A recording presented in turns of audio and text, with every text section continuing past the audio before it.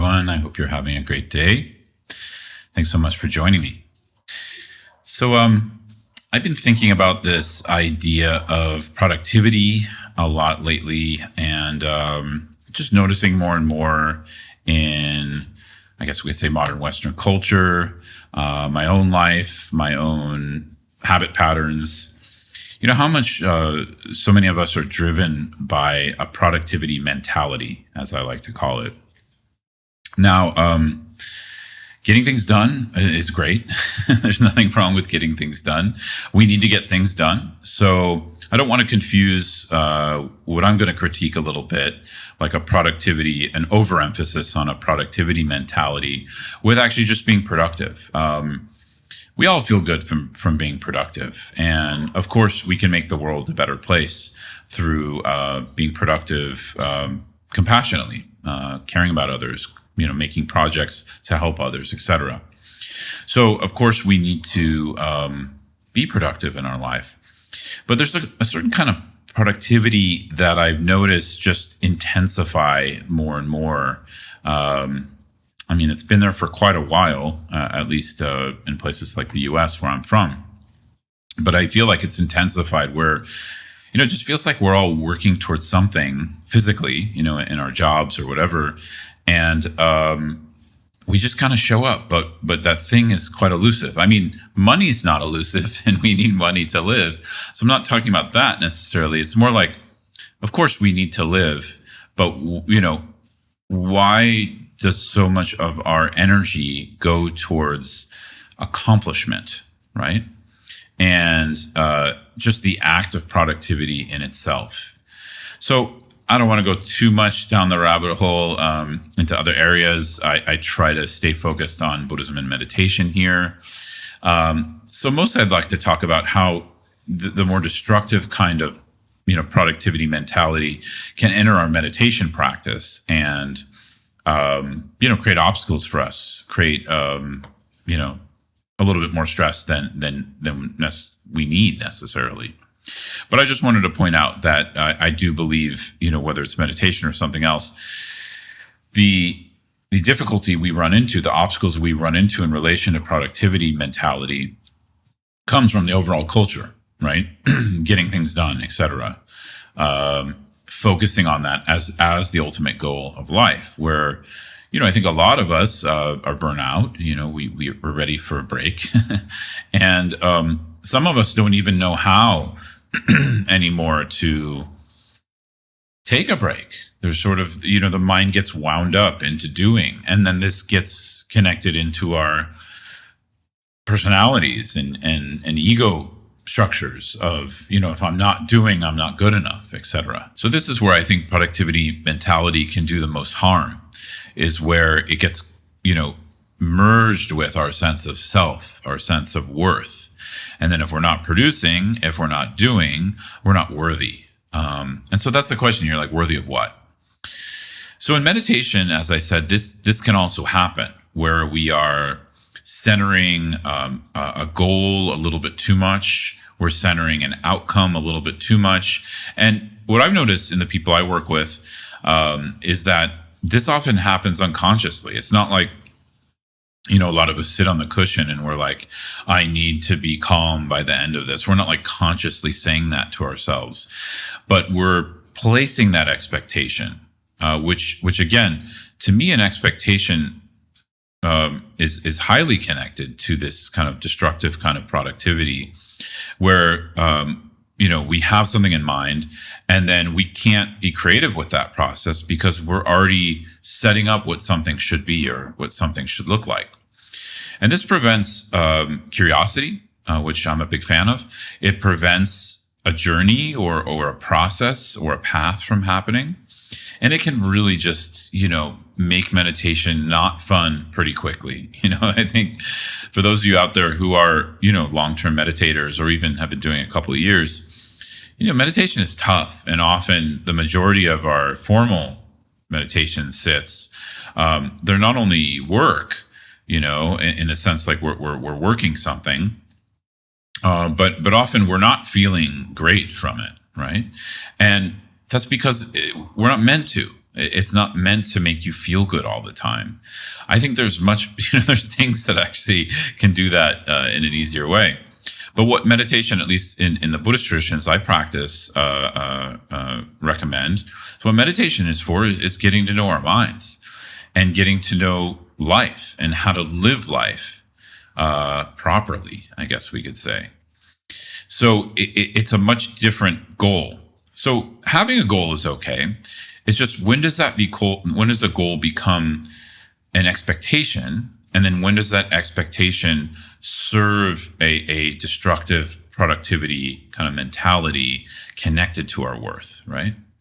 There's so many meditators I've come across who just, really struggle with not only self-worth in their life in general, but in relation to meditation, just, spending years feeling like they're spinning their wheels, like they're not going anywhere. Maybe they get frustrated with the practice itself, and then they struggle with consistency because, again, there possibly was a misplaced idea of what to expect from it, right? So rather than expecting, hey, this is going to give me a tool to look at my life and mind to discover where I can actually find more compassion and openness, instead of that, there's, a specific goal. I want to feel better. I want to feel more calm. Even for those of us who are kind of into the Buddhist path or an Indic, tradition coming from India, we want to be awake or experience liberation or something like that. But it's just an idea, initially. We don't even know what that is. And if we read a bunch of books, we still don't know what that is. So what do? Of course, we can aim towards something. Actually, this is really important. When we sit down and meditate as a Buddhist practitioner, we usually cultivate an intention of what we call awakened mind or bodhicitta. This is actually really important. But an intention is an aspiration.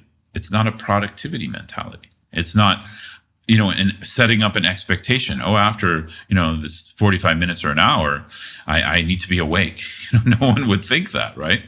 Because we're thinking of it as a long-term process, no matter if it's long-term or not. And this really helps because an aspiration, an intention, is really different from the expectation orientation of productivity mentality in the way I'm describing it.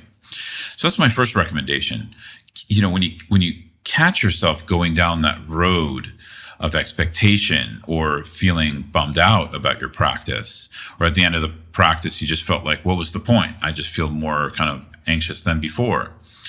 Take a look back at intention. Come back to, first of all, cultivating an understanding of what is a really useful intention, right? We need to study the Dharma a little bit. That helps in order to connect with that. But also playing with it creatively, right? Meaning we set an aspiration for something, but we're also not expecting that quickly. And as I just said, we don't even know what that's going to look like, I think often this is where sometimes these lofty ideas of what an enlightened being or a Buddha is can actually do a disservice because they can take us out of ourselves and out of our process and journey and into a lot of clinging and a lot of fantasy.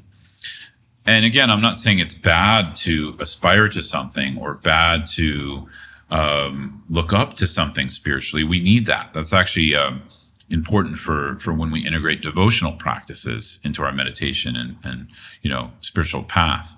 This is really important. But there's a difference here. We still need to live our human life and we still need to relate to it. And so I find, this approach of just learning to drop expectation, use meditation as a tool initially to cultivate present moment awareness so we can look and we can become more aware. And of course, we can have little mini goals in there, but really what I'm a fan of is just getting really interested and passionate and curious about a process, not so much about a result. From time to time, we can think about the result and work with that. But anyways, when we're cultivating proper intention in our meditation practice, that does have to do with the result, but it's much less grabby. It's much more open. Also in Mahayana Buddhism and especially the Himalayan Buddhist traditions, we center our intention around others. So a cultivation of what we call awakened mind or bodhicitta, we also cultivate that in relation to wanting others to be free, that we can become more of a light to serve, right? And so that also starts to free us up as well, because when we're centering service or we're centering opening to the world, over time, it changes the dynamic. There's not so much focus on oneself. There's not so much focus on, I need to get this done, or I need to get such and such, or attain this particular goal in order to be happy. And so we can let go of that. We can start to flow. We can start to connect with the practice as a process for looking at the mind, looking at our emotions, looking at our human experience. And through that lens, we start to gain wisdom and compassion, and we start to shift and we start to transform. And of course, over a lot of practice, we can actually become really useful to others, really helpful. I recommend getting to know those types of productivity mentality that show up for you, especially in your meditation practice. Center intention, try to see or become aware of where you're setting up these, musts around, what you need to experience, or these expectations around what you should be experiencing from your practice, either in the short term or long term, and come back to intention, focus on intention.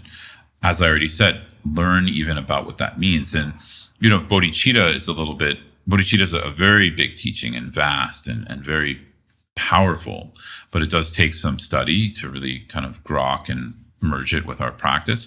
If that's a little bit too lofty for you right now, just work with love, generate a sense of loving kindness that you wish yourselves and others to be at ease, right? From there, it's not the expectation I need to be at ease, it's the aspiration.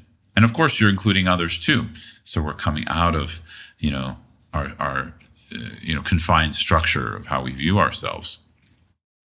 So let me know. I'd love to hear from you if you're going to try some of this and it's helpful to you. You can always reach out to me at my website, scotttusa.com. And also, please leave a comment here on YouTube if you're watching. If you're listening to my podcast somewhere else, you can reach out to me at my website. Thanks so much, everyone. Wish you well in your practice. Take care.